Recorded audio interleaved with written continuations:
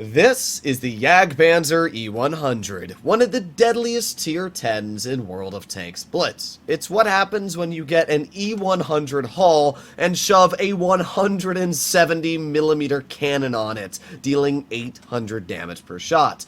But if 800 damage per shot wasn't enough for you, Wargaming decided to give this vehicle tungsten rounds in the latest update of the game, increasing its average damage by a further 120 to now 920 damage per shot. Step aside, 183. I think the Jag is now the rightful throne to basically the king of alpha. Now, yes, the 183 did get an alpha buff. It's now sitting at, what, 950? But the 183 has no armor. It has basically the same power to weight, which is actually pretty sad when you realize that this vehicle weighs 140 tons. But yeah, the E100 and the Jagdpanzer E100 are basically the same tank. So this vehicle just has a big old superstructure instead of a turret. Because of that, though, it's a very well armored vehicle, which is something the 183 could obviously never even imagine having. So I personally always recommend people to go for the Jag any day of the week over the E100, especially because the line itself is fantastic. The Tier 7 Jagdpanther is amazing. The Tier 8 Jagdpanther 2, while not the best, has very solid DPM, and now that it has tungsten, whew, that thing's gonna be nasty. And then the Tier 9 Jagdtiger I posted a video on a couple days ago, which is probably like one of the most overpowered Tier 9s. Compare that to the, oh boy, the British TDs. I mean, don't get me wrong, the AT-15's a hoot every now and then, but it can also be a very unenjoyable experience, and that's the same for a lot of the tanks in that line. So we are gonna be a little passive, because as you'll notice, nothing is spotted at base A, and we have been detected, which is not necessarily good. I'm also wondering what spotted me, but we don't have an idea as of yet. Well, actually we do. We got a 630 bounce, which would be from the 60. How is the 60 TP back there not being detected? I have no clue. Oh boy. Oh boy. Well, it doesn't matter how nasty your tank is when that's what your shot does. Thankfully, the Jagdpanzer E100 can actually side scrape pretty well and get some decent bounces. We are going to push the 57 heavy. We've already used our adrenaline, and now we're going to use our tungsten and roll him for 911 damage, which is kind of insane when you think about it. We're going to give the 57 heavy just a little love tap, and like that, our 183 finishes him off. Alright, well, not a bad start to this game. We're going to then roll around this corner. I don't even care if the 60 shoots me, because we're going to hit him back for 919. I mean, this tank is insane. The fact that you can just roll people for 900 damage is... I don't know what to say. I'm speechless. I will be honest. The fact that Wargaming thought this was a good idea is pretty sad. I mean, this tank should not have gotten tungsten shells, and it's pretty obvious to understand why. I mean, the tank already is able to do this 797 average roll there and take off a pretty sizable chunk of that VK90. And I mean, the guy is now a one-shot for us, which is pretty insane when you think about it. So we're just going to poke the VK90, and we're going to aim right in on his turret sheet with a heat shell. Bonk! There you go. 689 damage shot, and long live the VK. Alright, well at this point, we have 10 more seconds before we can get another shell loaded. We're going to try and roll behind, but you know what, we might not have to roll behind this pattern if the player's just going to keep on going this way. Let's aim at an HE, and... oh yeah, 1100 damage into that poor Patton, bringing what was basically a full health medium down to a one-shot in a single shell. Pretty insane when you think about it. So, what are we going to do here? Well, I'm not sure if this Jag is on reload, but I'm going to take the risk and say that he is. We're going to poke him, get a nice 900 damage shot, and we properly angle, causing him to bounce us. The 60 TP is going to roll behind him, and we also got the Jag in front of us, which is not what I want. Let's back up. I'm going to let my team try and finish this player off. I'm going to go for the other Jag if I can. Come over here, you know you want to play with my... I'm not going to say that, but let's just shoot the guy. We got the 60 TP next to us, who's probably going to get a big old bonking, or not, or he's going to miss. We could actually lose this on base cap. I don't think it'll happen, but our 183 is probably going to die to the Yag. We're going to see that happen in just a moment here. Oh, no, maybe not. The Yag actually missed him. All right, well, that's fine with me. We're going to roll around this corner. Hopefully our 60 TP doesn't block us. And bonk, nice 702. Plus we ram him for an additional, looks like about 180. And the IS-7 finishes off the Yag.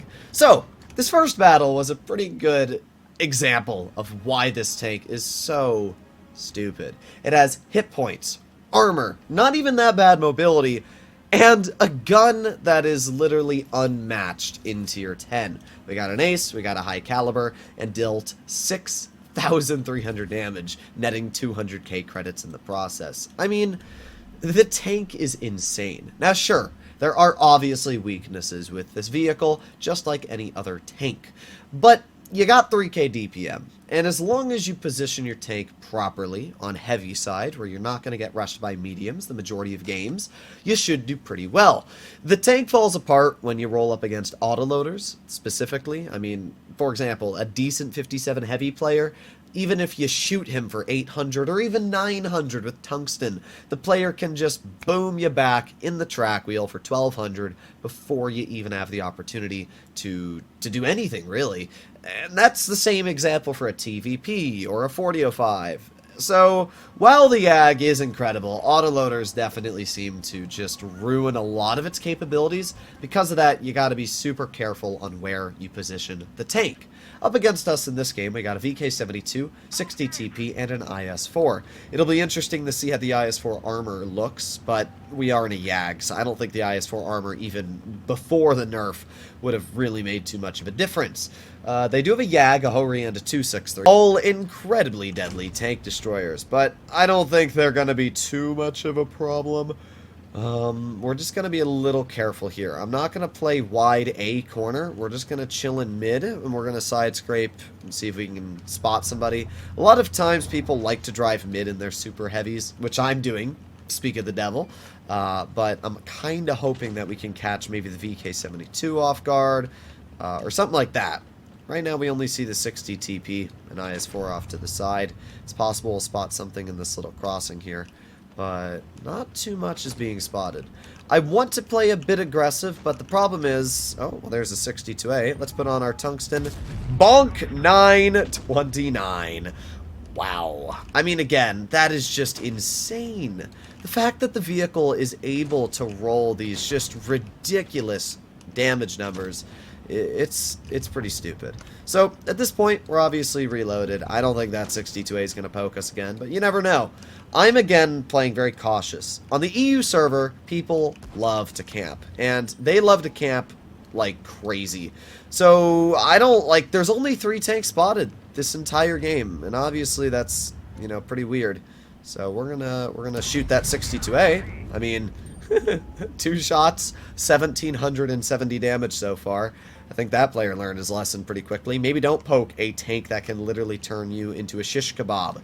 We have our entire team on A side, and obviously it looks like they're getting a bit antsy. I can't really blame them though. I mean, nothing is spotted on the enemy team really. There's a VK72 in our spawn, but yeah, weirdly enough, there's really not much action over here. 60 TP's looking at us. I do have to be a little cautious, but at the same time, I'm not too worried. Let's just see if we can aim it on this player. Hello, good sir.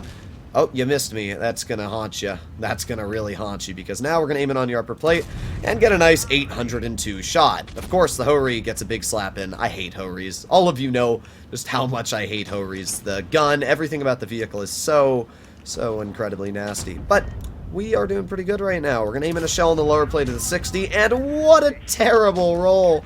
Oh, my rat. I can't believe we rolled that bad. Well, I'm hoping that... Yes, okay, good. The IS-4 does finish off the 60 TP. Alright, well, we got the enemy IS-4 right in front of us, and yeah, that armor does not feel that strong anymore. The fact that I'm able to literally butter through the enemy IS-4, I mean, that's so sad. Sure, the IS-4's armor wouldn't have been, like, incredible against us, but at this angle, it would have been pretty tricky to pen against you know, yeah, that's just awful, let's be real. That armor is actually a joke. Alright, well, again, I can't really complain. We've got some very sizable damage numbers out at this point, and we've ruined a lot of the enemy's capabilities. We got the VK-72 off to the side, and that's exactly who we're going to try and get a shell into. Aiming, and maybe we can ammo rack him. Unfortunate, but, I mean, we still took 820 damage off of his vehicle before he even had the opportunity to really do anything about it. So, let's see. We got the Jag off to the one side, and oh boy, the 62A is still alive, somehow. It's actually a little surprising, to be completely honest. We got the VK over here. He might kill us, but I'm gonna slap him before he does. You can't defeat me! I am in the Jagdpanzer E100, the unstoppable German tank.